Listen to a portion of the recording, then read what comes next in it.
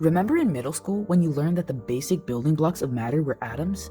Yeah, well, we weren't completely correct. Most of us remember the history of atoms, starting from Democritus in ancient Greece to Dalton, Thomson, Rutherford, and Bohr. The atomic model was constantly changing. Finally, after years of research, we arrived at the textbook model of an atom, where electrons circularly orbit a compact nucleus of protons and neutrons, with fixed angular momentum and energy. This discovery brings us to a turning point in our story. At this point in time, scientists decided to start smashing atoms at high speeds in particle accelerators, leading to some pretty weird results.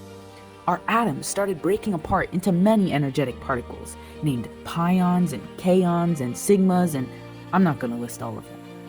But with the help of many physicists, we had developed something known as the Standard Model. The Standard Model classifies elementary particles into two types: fermions, which make up matter, and bosons, which carry force. Fermions come in two types: quarks and leptons. Quarks interact with a strong nuclear force. This force is what holds protons together in the nucleus, even though they have the same charge. There are 6 types of quarks currently known to physics: up, down, charm, strange, top, and bottom. Cool names, right? All quarks carry a charge and a spin. Protons, for example, are made up of 2 up quarks and 1 down quark, giving protons a net charge of +1. While neutrons, on the other hand, are made up of 2 down quarks and 1 up quark, giving neutrons a net charge of 0. Leptons, on the other hand, do not interact with a strong nuclear force. Neutrally charged leptons are known as neutrinos, while charged leptons are known as electron-like leptons. Each charged lepton comes with its own neutrino counterpart as well. Enough with fermions. Let's move on to bosons.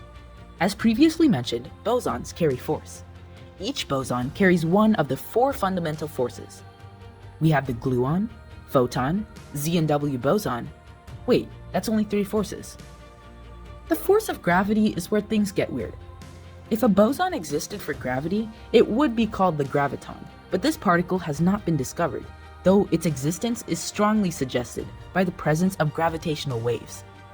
Gravity is one of the most basic, yet complex principles in physics, and we still don't fully understand it. This just goes to show how much there still is to explore about our universe. But with the recent discovery of the Higgs boson and others on the rise, the world of particle physics is constantly evolving. And with research at CERN and other facilities, who knows what discoveries we will make about the world we live in.